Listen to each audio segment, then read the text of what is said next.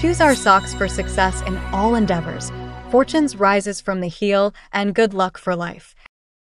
Good morning. Today is Thursday, October 10th, 2024. Today, in history, on this day 129 years ago, Lin Yutang, a renowned modern Chinese writer, scholar, translator, and linguist, was born. His notable works include Moment in Peking and Between Tears and Laughter. He earned a master's degree in literature from Harvard University and studied at Tsinghua University and Peking University. Lin taught at Xiamen University and was nominated for the Nobel Prize in Literature twice, in 1940 and 1950. Welcome to today's Xinjiang Morning News. Let's start with political updates.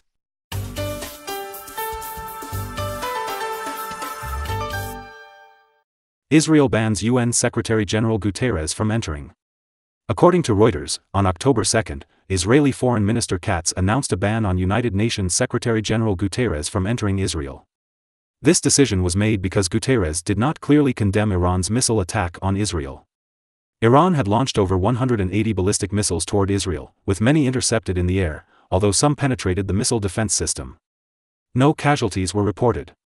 In his brief statement, Guterres only condemned the escalating conflicts in the Middle East. Katz stated that Guterres's failure to condemn Iran meant he would not be welcomed in Israel.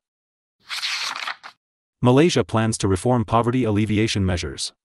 Comprehensive news from Putrajaya. Recently, Malaysian Prime Minister Anwar stated at the National Poverty Eradication Seminar that the authorities allocate 20 billion to 22 billion ringgit annually for poverty alleviation.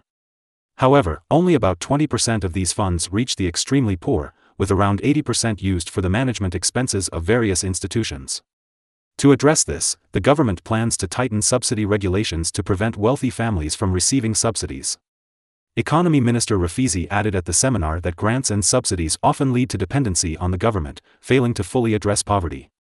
He emphasized the need for policies that promote economic growth and create employment opportunities, enabling disadvantaged groups to become self-reliant. Instead of cash assistance, he suggested focusing on generating sustainable income through economic activities.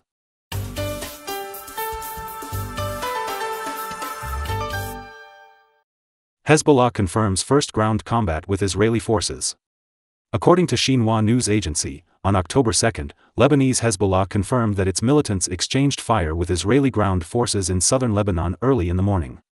This marks the first acknowledgement of a firefight since the Israeli army announced a ground strike against Hezbollah targets.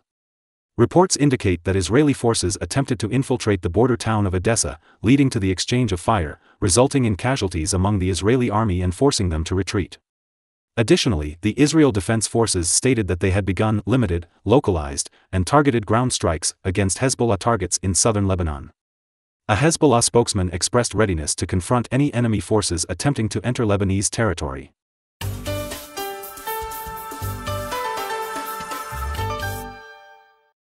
Oracle plans over $8.4 billion investment in Malaysia. According to comprehensive news from Kuala Lumpur, Oracle plans to invest over $6.5 billion to build a public cloud area in Malaysia to meet the growing demand for artificial intelligence and cloud services. This marks the largest single technology investment in Malaysia to date, surpassing the $6.2 billion investment plan previously announced by Amazon Web Services. Tengku Zafrul Aziz, Malaysia's Minister of Investment, Trade and Industry, stated that the investment will empower Malaysian entities, especially small and medium-sized enterprises, to enhance global competitiveness through innovative AI and cloud technologies. This initiative aims to establish Malaysia as Southeast Asia's leading digital investment destination. Since last year, Microsoft, Nvidia, and Google have also announced investments in Malaysia, primarily in cloud services and data centers.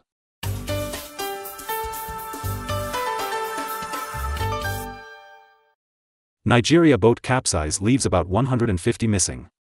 Xinhua news agency reported that a wooden boat carrying about 300 passengers capsized in the Niger River upstream of the Jiba Dam in the Makwa region of Niger State. The passengers were primarily women and children. Currently, over 150 people have been rescued, while around 150 remain missing. The cause of the capsizing has not yet been determined. Authorities indicated that the chances of finding survivors are slim. This marks the second major accident in Niger State in 18 months, following another boat accident that claimed more than 100 lives. Shipwrecks frequently occur in Nigeria due to overloading, bad weather, and inadequate safety measures. Mexican soldiers open fire on migrant vehicles.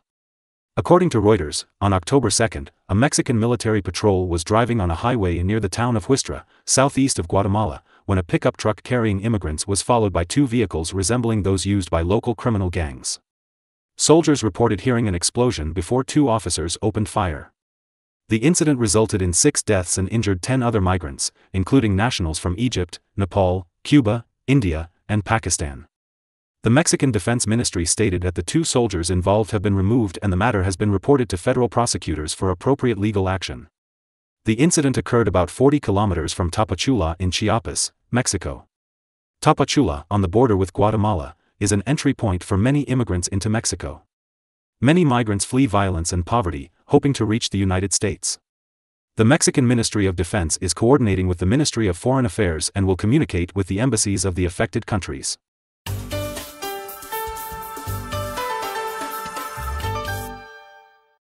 Researchers find living microbes in 2-billion-year-old rocks. According to news from Tokyo, an international team of researchers, including those from the University of Tokyo, recently published a report in Microbial Ecology. They studied rock samples from a formation in South Africa formed about 2 billion years ago and found a large number of microorganisms near cracks inside the rock. Using infrared spectroscopy, they detected proteins in the cells of these microorganisms, confirming that they are still alive. This finding advances the timeline for living microorganisms from 100 million years ago to 2 billion years ago. The research team's next step is to explore these microorganisms through genome analysis, which may help in understanding the origin and initial evolution of life on Earth. According to Xinhua Finance, COMEX gold recently exceeded the $2,700 mark, while Shanghai gold futures rose to 600 yuan per gram. The global real-time market value of gold also surpassed a record $20 trillion for the first time. That's all for today's Xinhua Morning News. Thanks for watching. Join us at the same time tomorrow.